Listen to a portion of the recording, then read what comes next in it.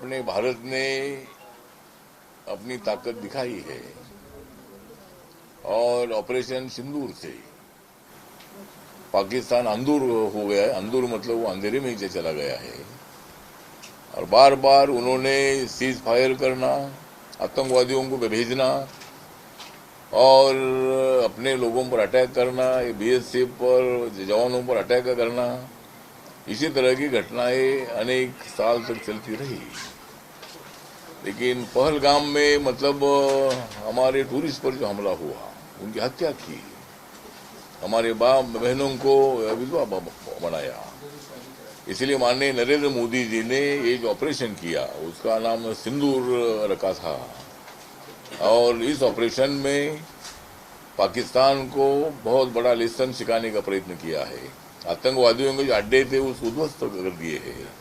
उसमें 100 से ज्यादा आतंकवादी का मृत्यु हो चुका है।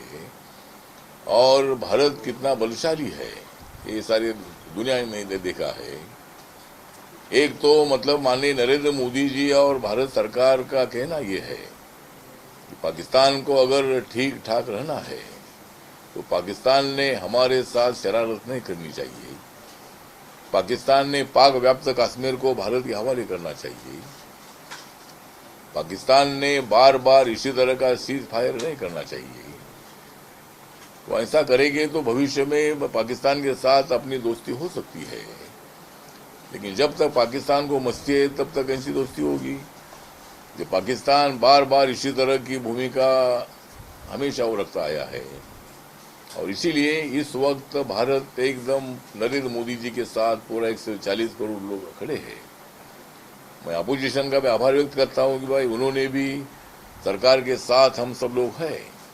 जब ऐसा वक्त आता है तब पूरा देश एक रहता है, सब पार्टियां एक रहती है। राजनीतियों को बाजू में छोड़कर सरकार के साथ रहने की जिम्मेदारी अपोजिशन की होती है और उन्होंने वो निभाई है।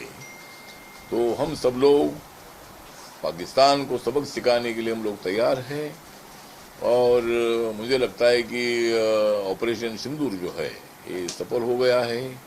पाकिस्तान के प्राइम मिनिस्टर ने कबूल किया है कि भाई भारत के साथ हम सामना नहीं कर सकते हैं और युद्ध नहीं होना चाहिए। माननीय डोनाल्ड ट्रंप जी ने मध्यस्थी की करने का प्रयत्न भी किया है। युद्ध रोकने के लिए उन्होंने भी कोशिश की है। माननीय मोदी साहब के डोनाल्ड ट्रंप के साथ बहुत अच्छे संबंध है और लेकिन भारत की भूमिका यह है कि भारत और पाकिस्तान ये दो देशों में तीसरा कोई आने की आवश्यकता नहीं है। हम एक साथ बैठेंगे, आगे क्या मार्ग निकालना वो निकालेंगे, आतंकवादी एक्टिविटीज को कैसा पूरा स्टॉप करेंगे, इसी तरह की भूमिका भारत सरकार की है।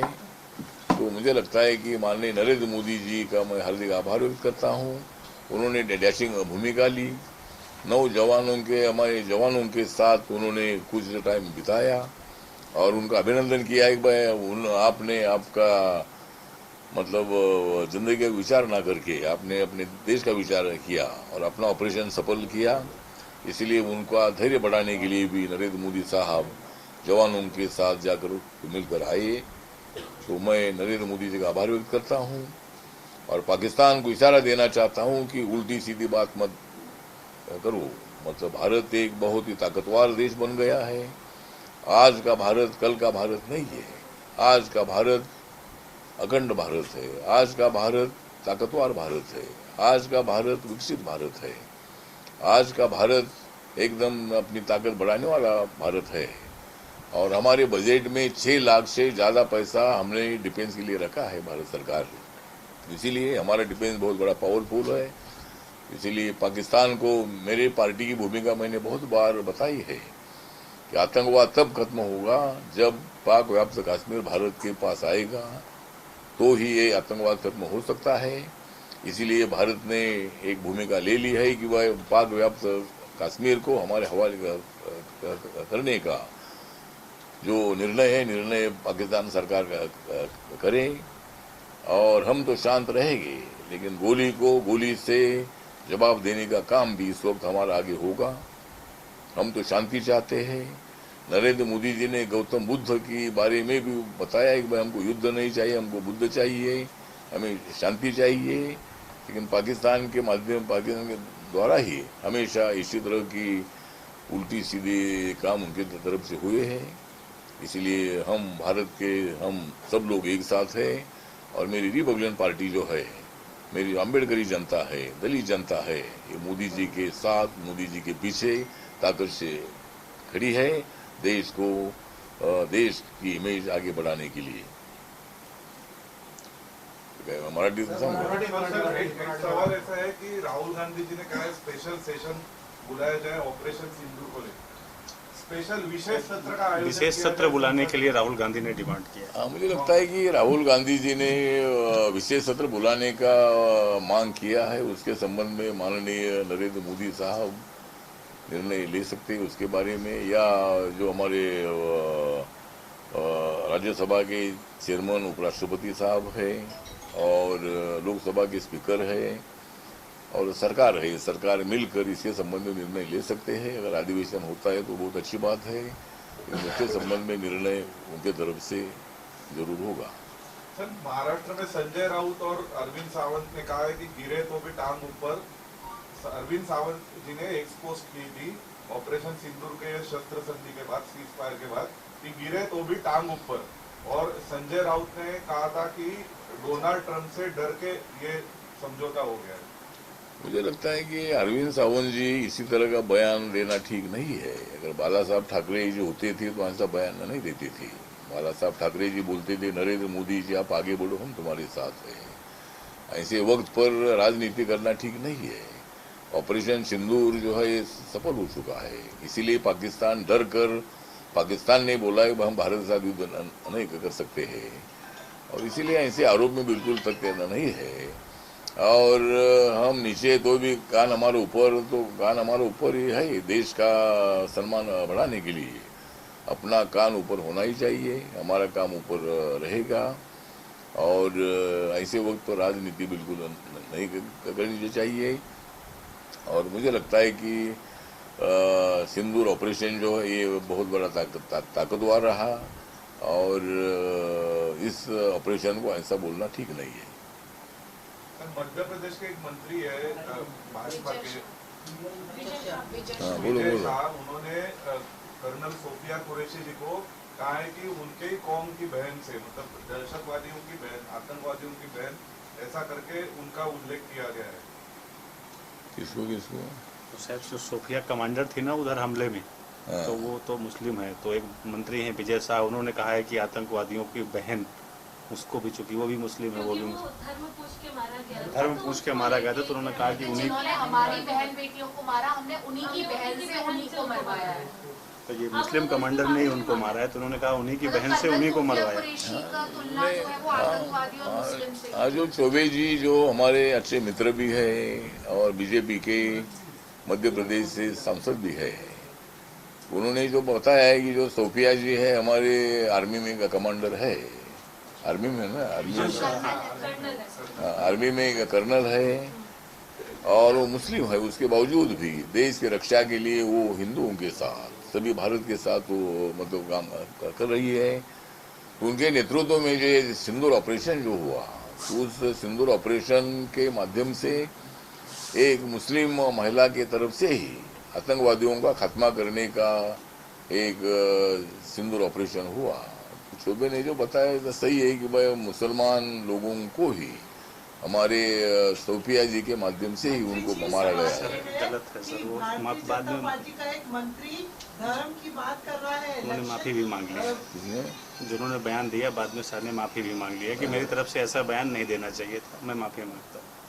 ठीक है, मुझे पूरा जो है मालूम नहीं है। अब तो ठीक है, अब तो नहीं, जो सोफिया जी है वो कर्नल है और उन्होंने बहुत बड़ी बहादुरी दिखाई है, चाहे वो हिंदू हो या मुसलमान हो, लेकिन वो हमारी कर्नल है और उन्होंने मतलब आतंकवादियों का खात्मा किया है।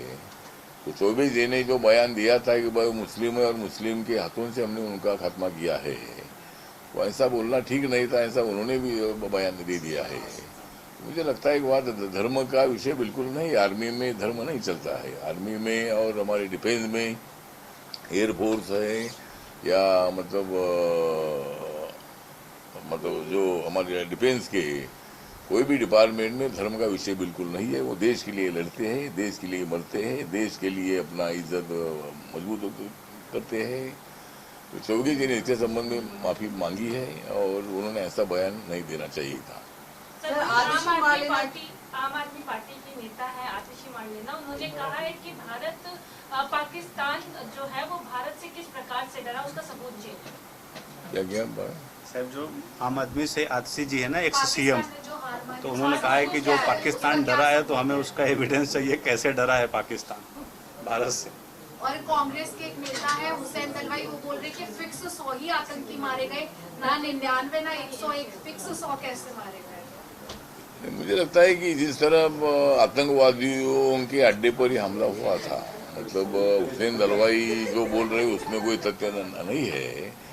तो आतंकवादियों के अड्डों पर मतलब वहाँ हमारा हमला हुआ और आतंकवादी अड्डे उध्वस्त कर दिए। वहाँ जो भी आतंकवादी प्रेजेंट थे वो मर गए हैं, लेकिन उसका जो मुखिया है वो अभी तक जिंदा है और उसको भी मतलब एक दिन हम खात्मा उनका कर सकते हैं। तो ऐसा बयान देना ठीक नहीं है। और हमारी जो आम आदमी पार्टी की जो अपनी आतिशी जो है, यहाँ की जो आम आदमी पार्टी की जो केजरीवाल साहब के बाद मुख्यमंत्री रही है, तो सबूत मांग रही है। अभी वो सबूत मांग रहे, उन्होंने सबूत मांगना चाहिए अरविंद केजरीवाल को।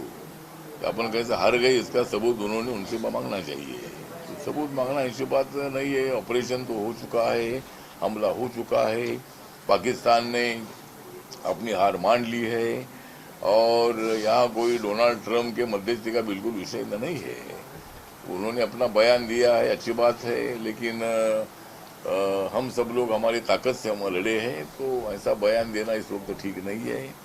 अपोजिशन के लोगों ने संभाल कर बयान देना चाहिए, ऐसा मुझे लगता है। सर, जातिगत जनगणना को लेकर जिस तरह से सरकार ने फैसला किया है, इसे लेकर जो हमारा मंत्रालय है वो क्या विचार रखता है और आप क्या बताना चाहेंगे हम सब? हाँ, मतलब जनगणना जो है, जनगणना जाति के आधार पर होने से हर जाति का कितना परसेंटेज है मालूम हो जाएगा और कई सालों से मांग होती रही। मैंने पार्लियामेंट में, मैं जब 1998 में चुनकर आया था, तब से मैंने मांग किया था कि भाई जाति के आधार पर जनगणना होनी चाहिए। जिस तरह 2001 में सेंसस हुआ था, उसके पहले मैंने मांग किया था कि भाई कौन से जाति का क्या डेवलपमेंट हुआ है, हर जाति को कितनी सरकारी नौकरी मिली है, प्राइवेट नौकरी कितनी मिली है, कितने लोगों का बिजनेस है, कितने लोग गरीब है। इसकी पूरी जानकारी लेने के लिए जातिगत जनगणना का बहुत हिस्टोरिकल निर्णय माननीय नरेंद्र मोदी सरकार ने लिया है। माननीय डॉक्टर मनमोहन सिंह साहब जब प्राइम मिनिस्टर थे, तब उन्होंने अनाउंस किया था कि हम जाति के आधार पर जनगणना करेंगे, लेकिन उनके तरफ से ऐसा नहीं हुआ था। कांग्रेस 70-75 साल सत्ता में रहे तो उनके तरफ से नहीं हुआ था, लेकिन राहुल गांधी जी बार बार मांग कर रहे थे कि ओबीसी का सेंसस करो, लेकिन मैं खाली मांग कर रहा था कि सब जाति का सेंसस होना चाहिए और सभी जाति का सेंसस होने से हर जाति का परसेंटेज मालूम हो जाएगा और इसीलिए ये निर्णय बहुत बड़ा ऐतिहासिक है। और जनगणना का ये फायदा है कि हर जाति को कितनी मदद करने की आवश्यकता है, इसके लिए जातिगत जनगणना से एक हर जाति को अच्छा फायदा होगा। सर, वहीं अगर